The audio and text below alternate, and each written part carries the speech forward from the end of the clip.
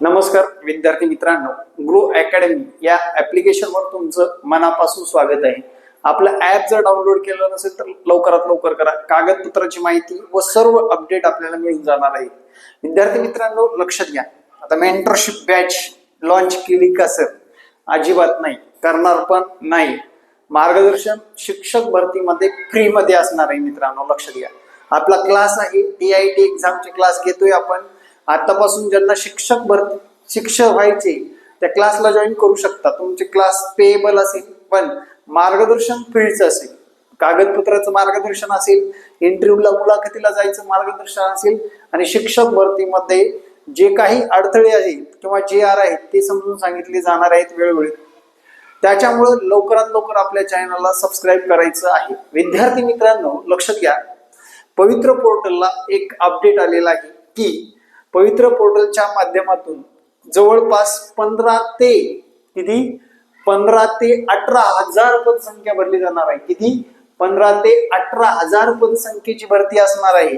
त्यामुळे विद्यार्थी मित्रांनो आता आपल्याला या भरती प्रक्रियेमध्ये सामील व्हायचे. आता या भरती प्रक्रियेमध्ये ज्यांनी अभियोग्यता 3 दिलेली आहे त्या अभियोग्यतेला भरती प्रक्रियेमध्ये समाविष्ट करून घेतले जाणार आहे. त्यांना प्रिफरन्स येणार आहेत. नियुक्तीपत्र 15 ऑगस्टच्या अगोदर आहे, बरोबर. नियुक्तीपत्र मी काल व्हिडिओ टाकला होता. तो व्हिडिओ असा आहे की कागदपत्राचा व्हिडिओ आहे. कागदपत्राचा व्हिडिओ पण बघायला विसरू नका. बघा मित्रांनो, 10 तारखेपर्यंत 10 जुलै पर्यंत जे की पवित्र पोर्टलनी संस्थाला नोंदणी करायला सांगितलेलं आहे. आणि जे काही सहाय्यक आयुक्त यांचं एक अपडेट आहे बघा, इथे सांगतो तुम्हाला. सहाय्यक आयुक्ताचा अपडेट खूप महत्वाचा आहे. सहाय्यक आयुक्तांनी सांगितले की या 2026 मध्ये किती हजार जागा भरल्या जाणार आहेत? 15 ते 20 दिवसांमध्ये जागा भरल्या जाणार आहेत. किती? तर 15 ते 18,000 पदसंख्या भरली जाणार आहे. किती? 15 ते 18,000 पदसंख्या भरली जाणार आहे. आता सर इतर भरतीचा विचार केला, 15 ते 18,000 पदसंख्या भरली जाणार असं एक पॉझिटिव्ह घ्या. आणि पुढल्या भरतीला राहील का पदसंख्या असा जर तुम्हाला प्रश्न पडला असेल मित्रांनो, मग जागा 35-40,000 रिक्त आहेत. पण याच एकाच वर्षामध्ये एवढे शिक्षक देतील का? देणार नाहीत. या कारणास्तव त्यांनी टप्प्याटप्प्याने दरवर्षी पदसंख्या भरली जाणार आहे. दरवर्षी भरली जाणार.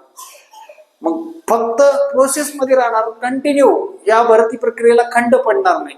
त्यामुळे विद्यार्थी मित्रांनो, तुम्हाला आगामी काळात सुद्धा तयारी करायची असेल तर दिलेल्या संपर्क क्रमांकावर संपर्क साधायचा आहे. आता काय झालंय बघा, आपण भरती प्रक्रियेमध्ये आहोत.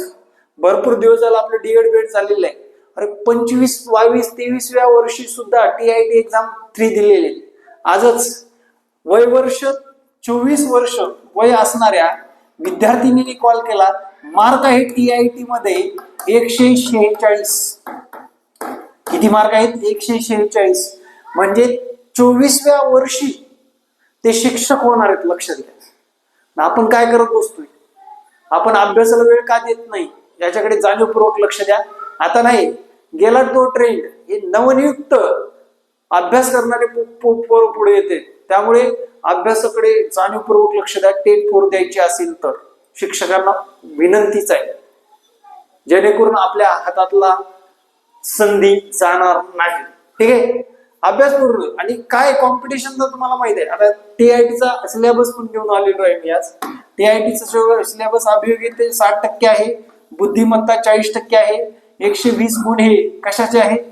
अभियोग्यतेचे आहेत आणि 80 गुण हे बुद्धिमत्तेचे आहेत. याच्यामध्ये अभियोग्यतेमध्ये 30 गुण अंकगणिताला सुद्धा आहेत.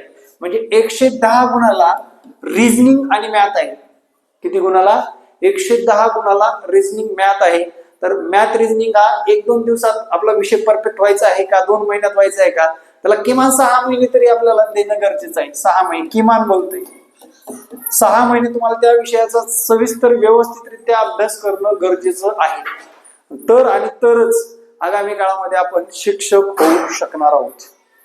जय महाराष्ट्र. धन्यवाद. हे अपडेट तुम्हाला कसं वाटलं कमेंट करायला विसरू नका. आणि येणारे प्रत्येक अपडेट पाहण्यासाठी आपल्या चॅनलला फॉलो करा. जय महाराष्ट्र. धन्यवाद.